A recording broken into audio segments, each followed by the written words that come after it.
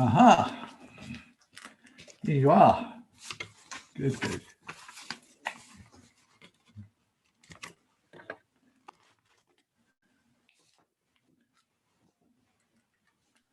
Oh, and you all move around this afternoon. That's really good. This morning, a lot of you were either blanked out, or if you were there at all, you were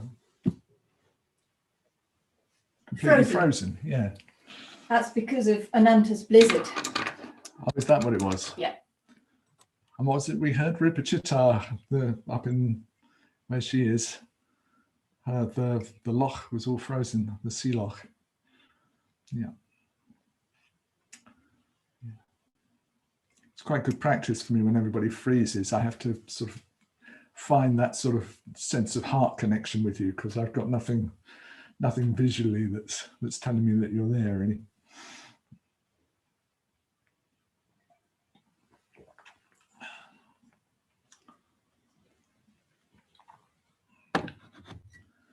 So we've got Lizzie back in the driving seat at Adhisthana this afternoon. Can you let me know when it seems like we've got everybody in from the groups and things, Lizzie, as far as you can tell? Yeah, all the people from groups are in, and it's just, we've got 102, and I'm sure more people will join as you get started. Okay. Well, 102 is a good number of us to play with, isn't it? Let's go with that. Right, so where are we? So this is day 4, session 3, and in session 2 we looked at examine or consider the nature of unborn awareness. And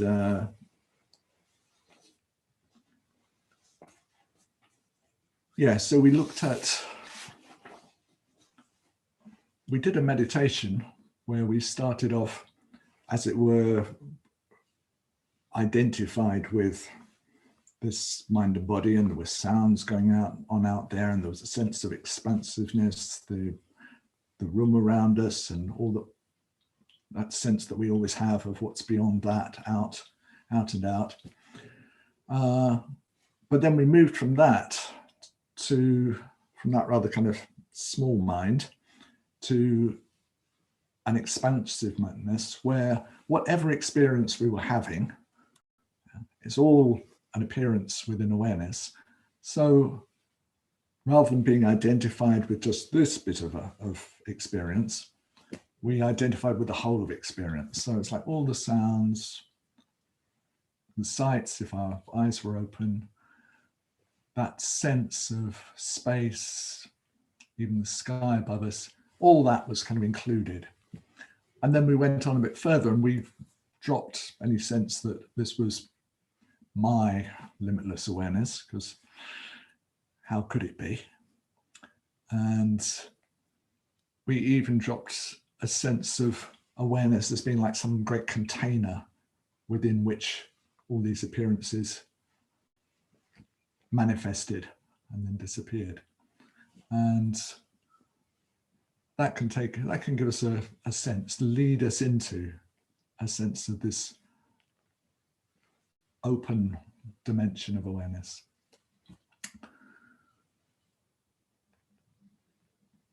And in doing a practice like that, we also can get a sense of how what we identify as me is really just identifying with some of the contents of this spacious open awareness.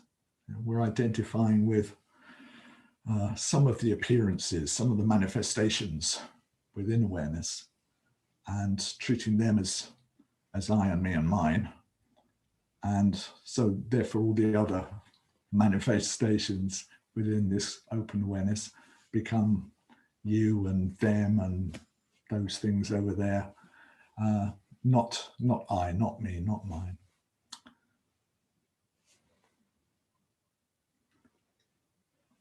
And the more that we get a sense of that, the more mind tends to relax and open, into that natural kind of spaciousness, that open, yeah, that freedom. So this afternoon, I'm going to start by answering, just take a couple of questions, and then we'll meditate.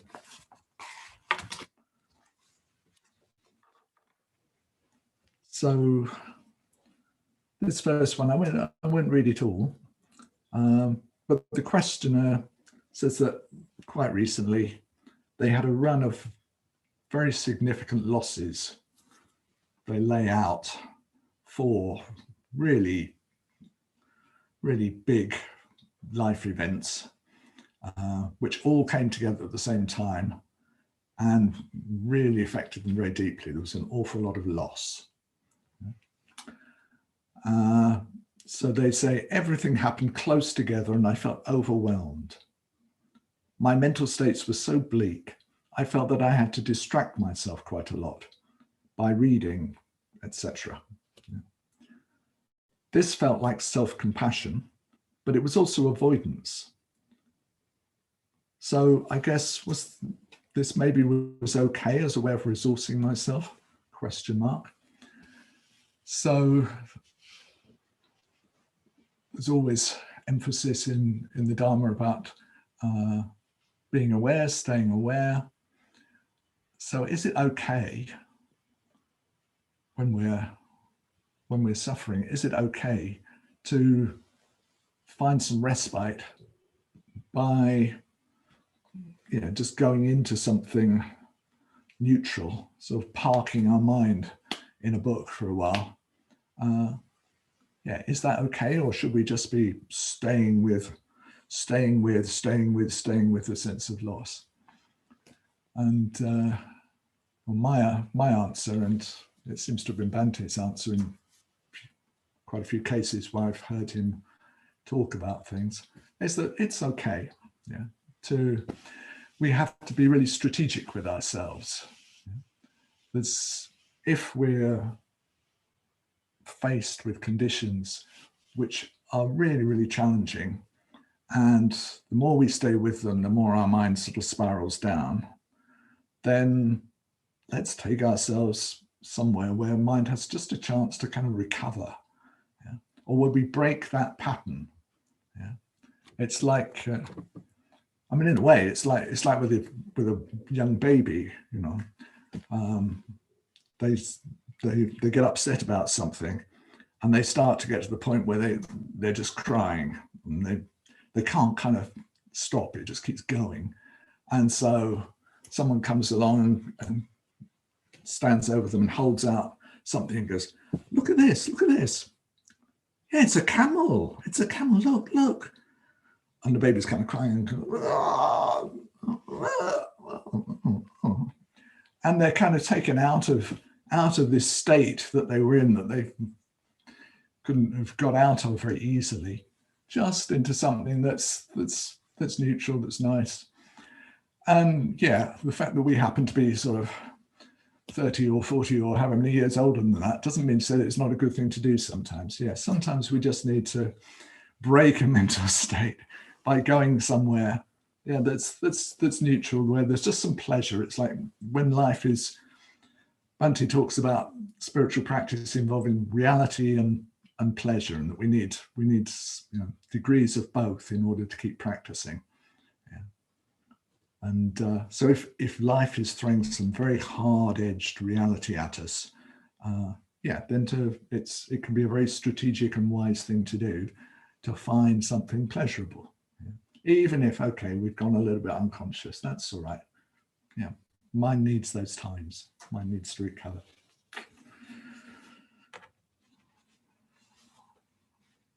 Okay, so that was that one. And then there's this one. So the questioner says that they're curious about the verb selfing because it seems inevitable to do it.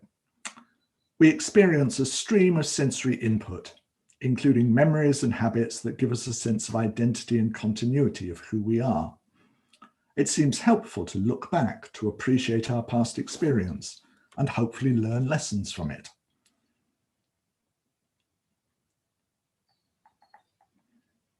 So to what extent is this selfing?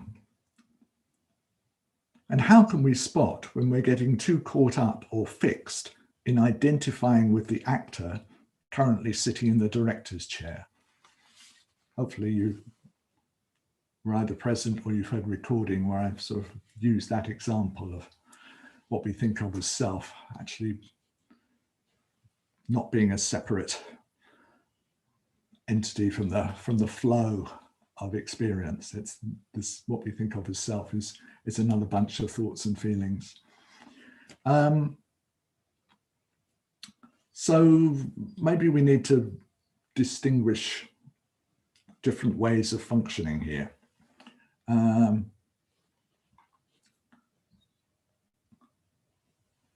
So the deepest way in which mind functions is with complete relaxation, complete openness, complete sense of presence.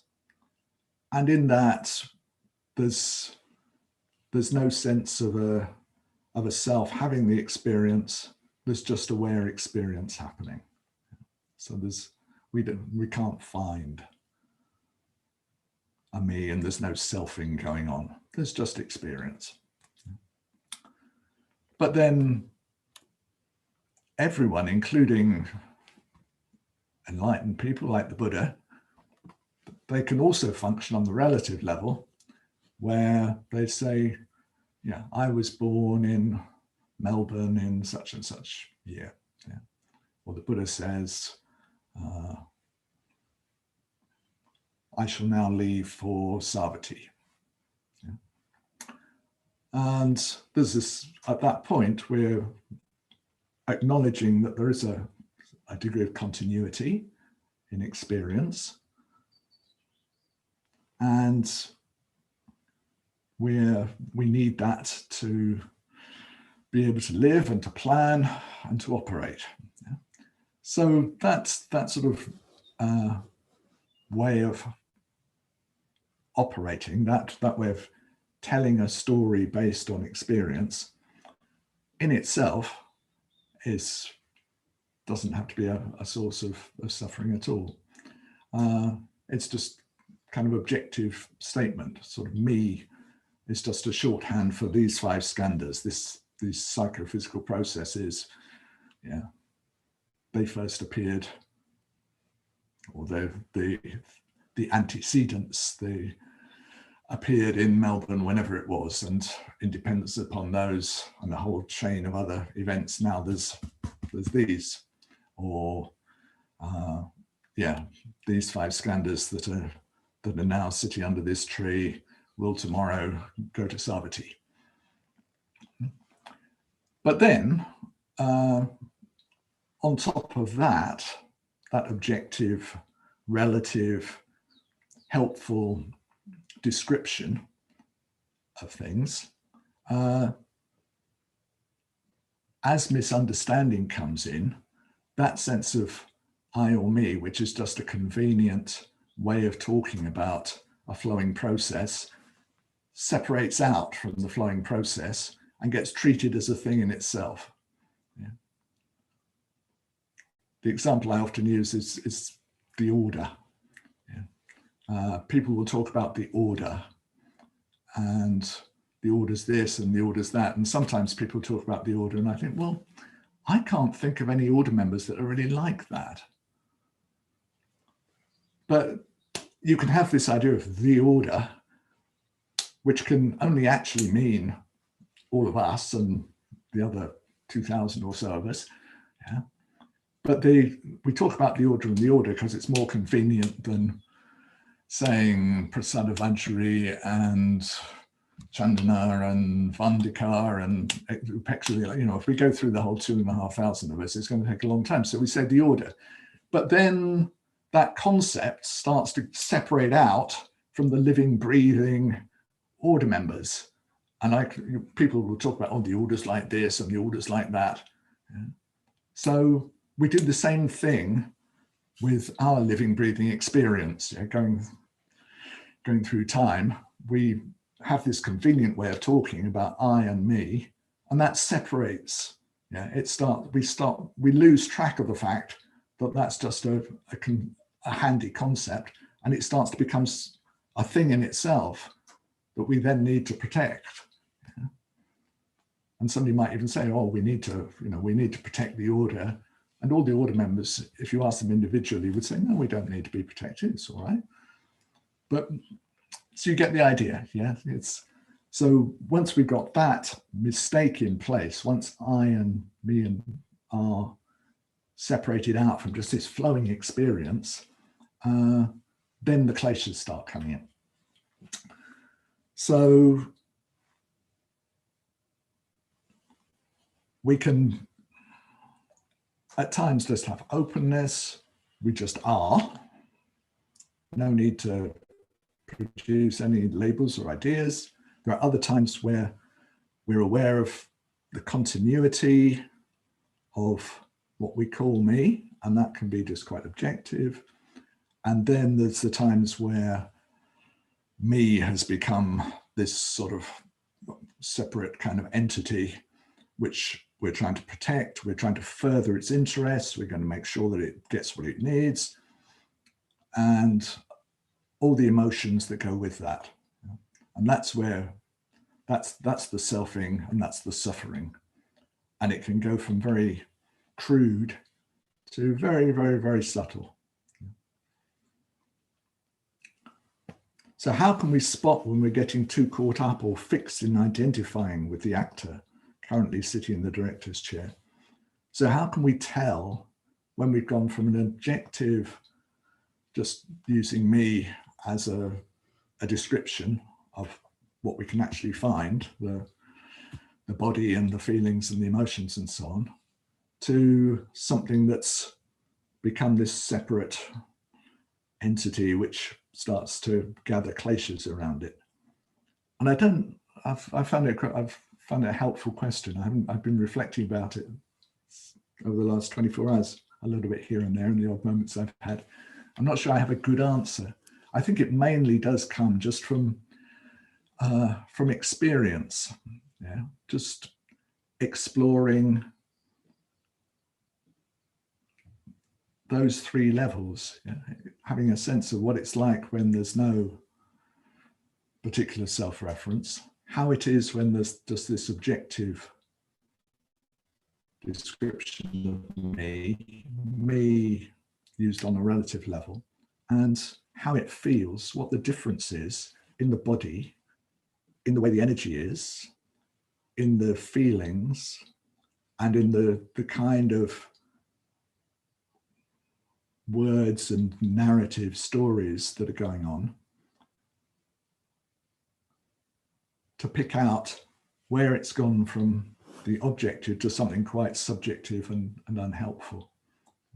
There are certain obvious kind of clues. It's like, if the kleshas are clearly functioning, we're clearly selfing. If there's repetitive kind of thought, that keeps centering around a concern, for instance, where we've lost the objective and we're selfing. If there are hopes and fears, we're selfing, however subtle they are. But it's a really interesting area to explore in daily life and also in meditation.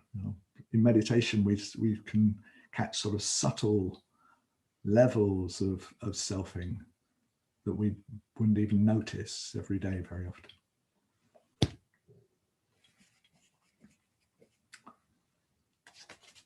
Okay, so let's leave that there and let's have a meditation.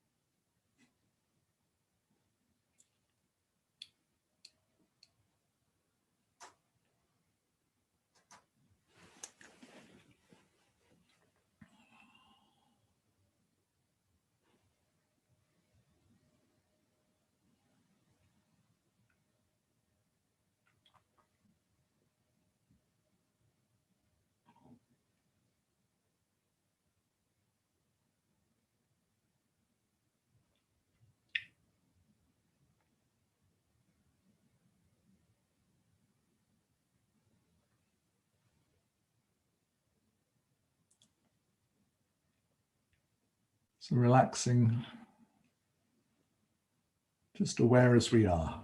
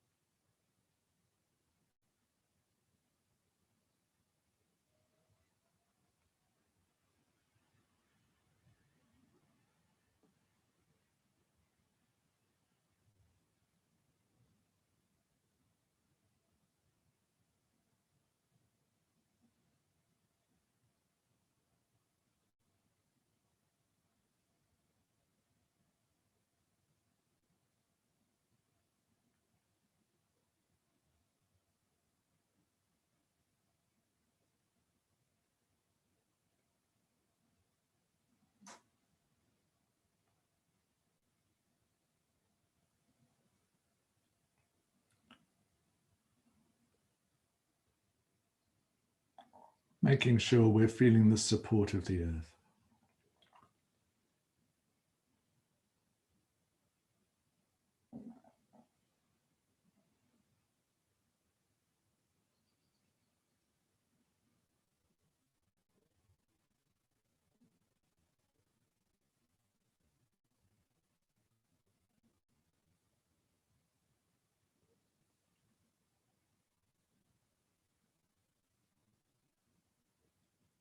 And that our postures is open, balanced,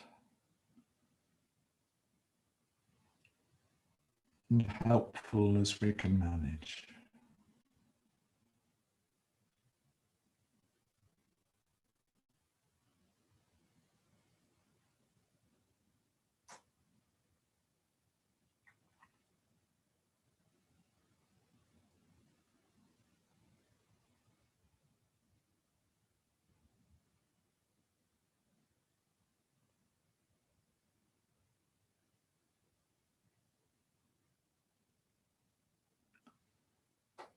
And bringing awareness into the body.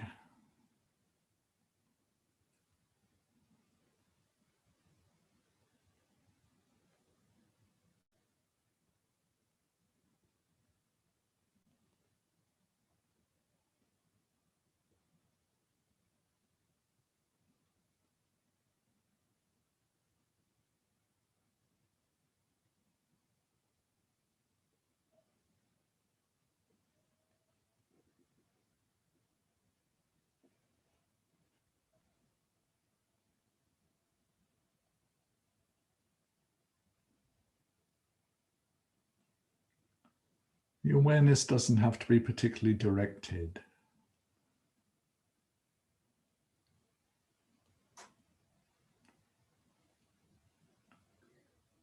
More like there's just a relaxed openness.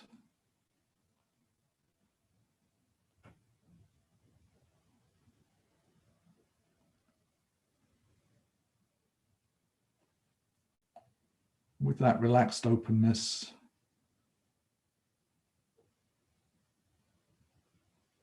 there's a heart opening.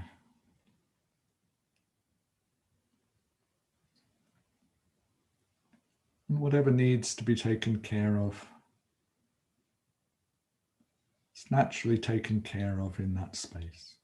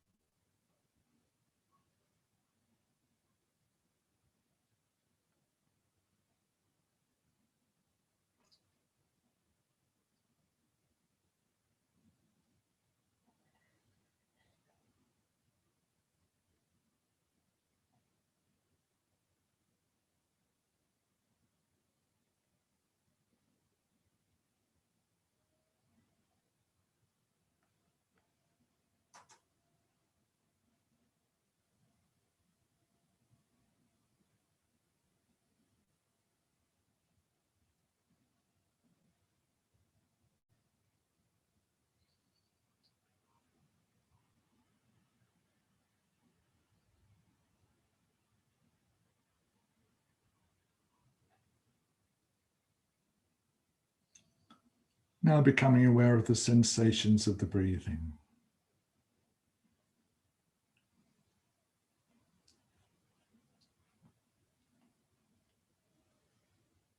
Doing this in whatever way feels most enjoyable, most relaxing.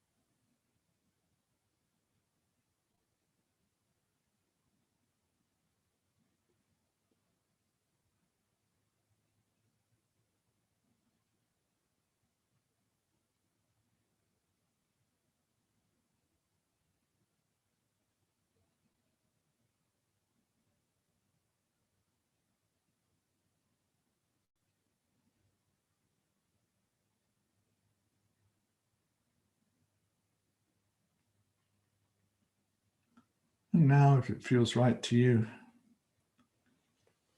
let's play, let's explore a little those 3 levels of experiencing. So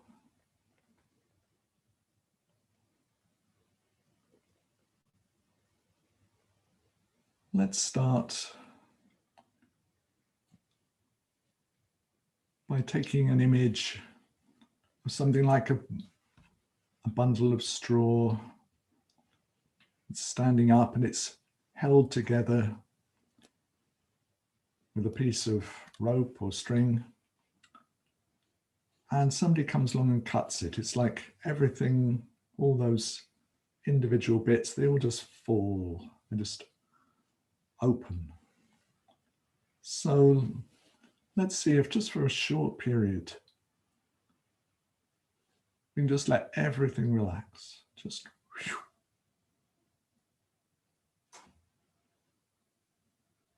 Just open experience.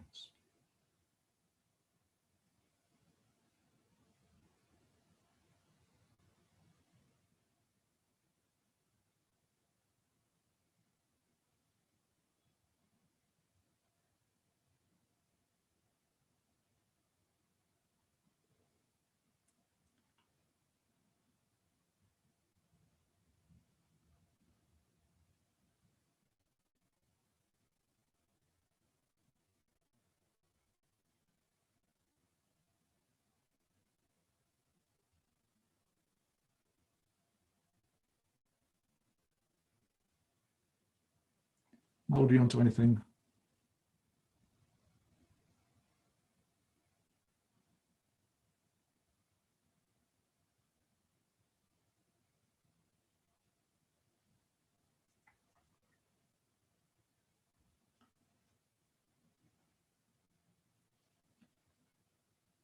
And now from there, allowing a sense of an awareness of the 5 skandhas, an awareness of the body-mind,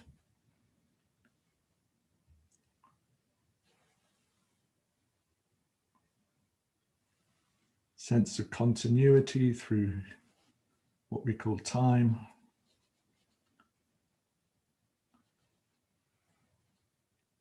Let's see if in quite an objective, simple way, we can recall 1 or 2 things that we were doing before the retreat.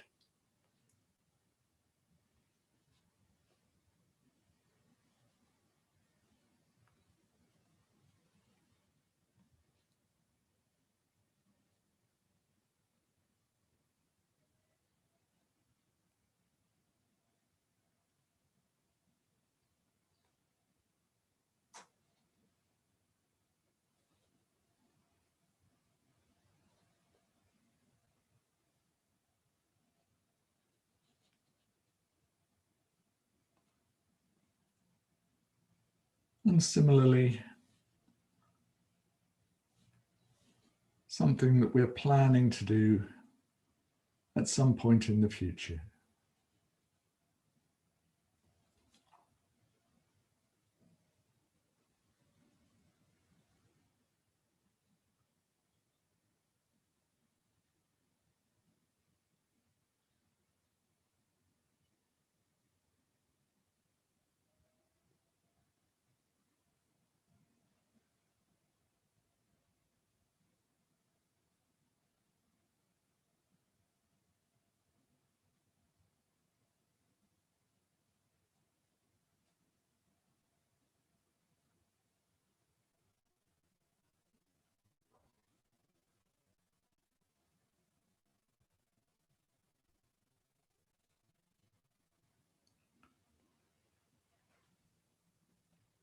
To make all this more clear for ourselves, let's go back to last week and let's gently produce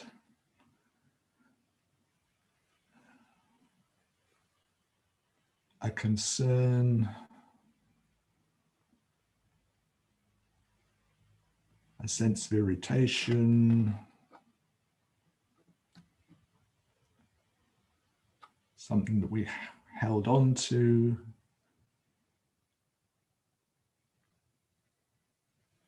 As we do this, let's see if we can feel the difference. What changes?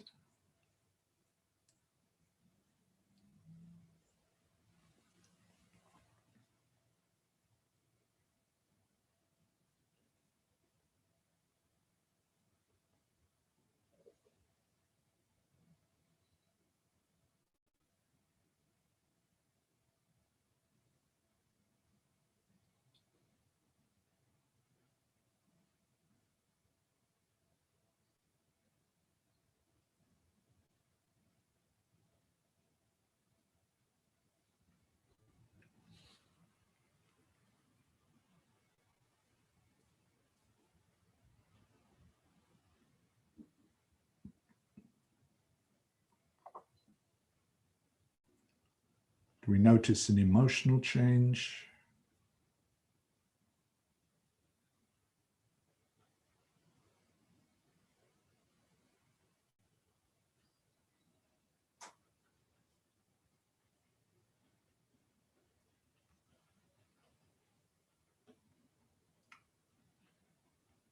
If there's thinking about this,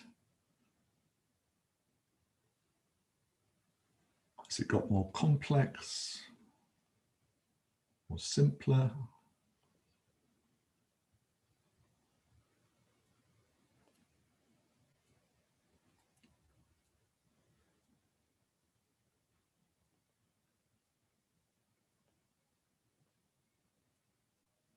We're talking to ourselves. Has the tone of voice changed?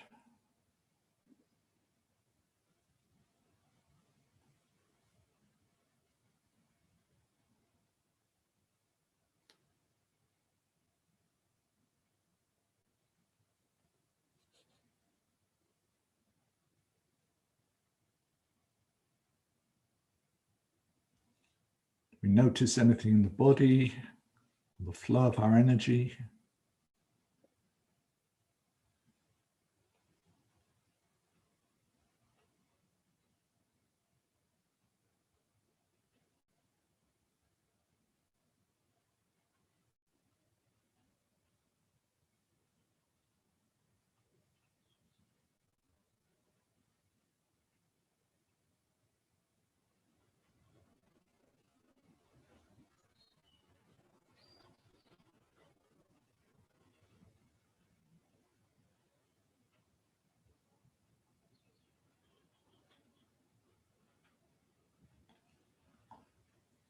Now again,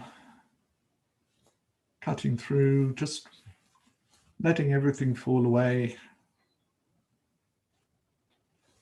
Complete relaxation. Let the mind just fall open.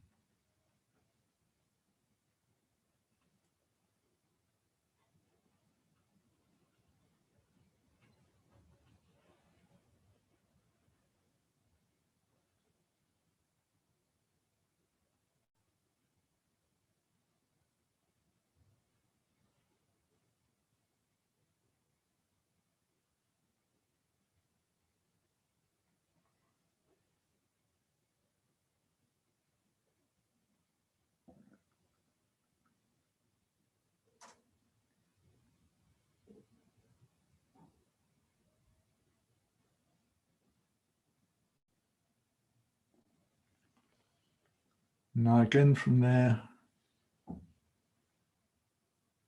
we're going to reinstate this sense of me. See if we can get any sense of how that happens.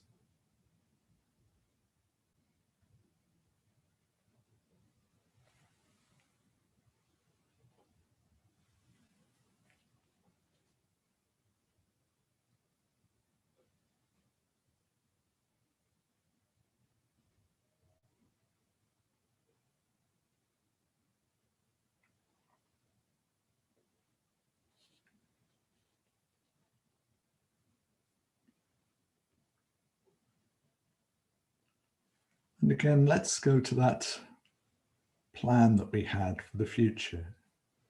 Just quite objectively, we're planning to do this whenever it is.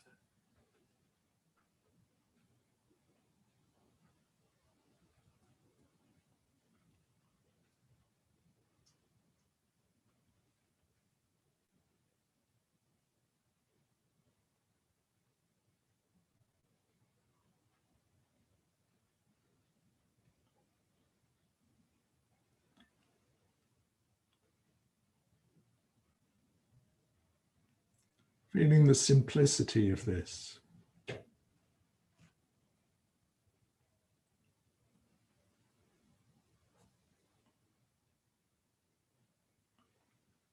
Now let's play very consciously with some imagined hopes and fears. about what we're planning to do. Hopes that it will happen, hopes that it will turn out in a good way.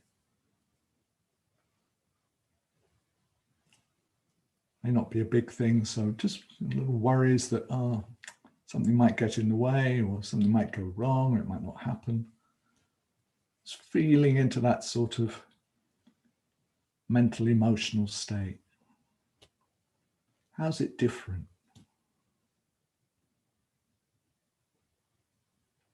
What do we have to do to produce that?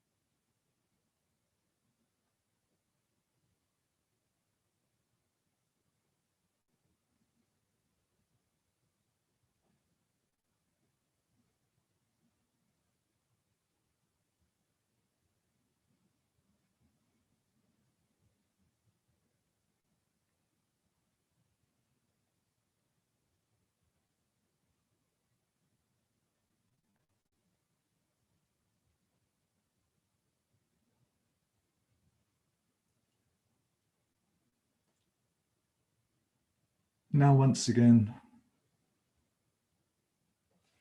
just letting go. Just this present moment.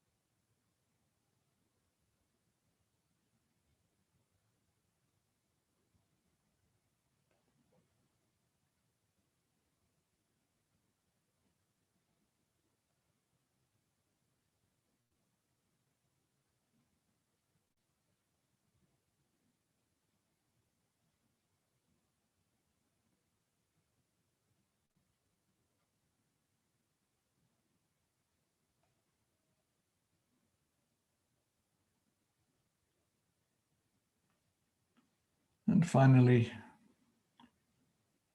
dedicating the merits to all beings.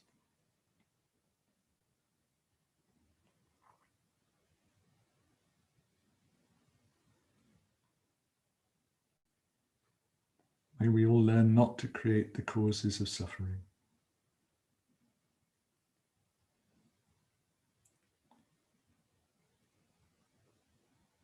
May we all find freedom.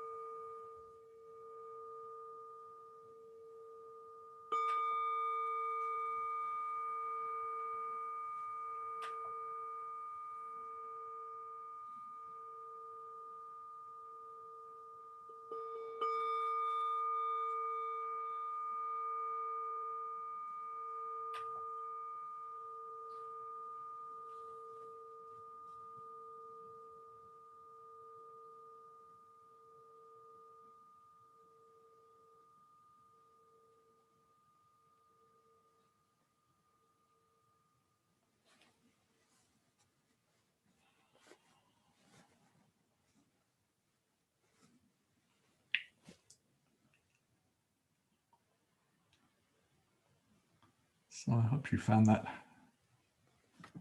useful. Being able to distinguish between those three ways in which body-mind can operate can be really helpful.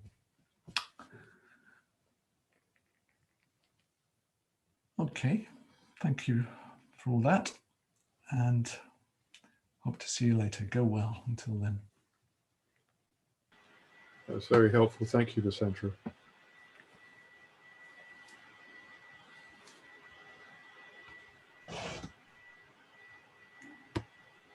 Y Desandra, gracias desde México.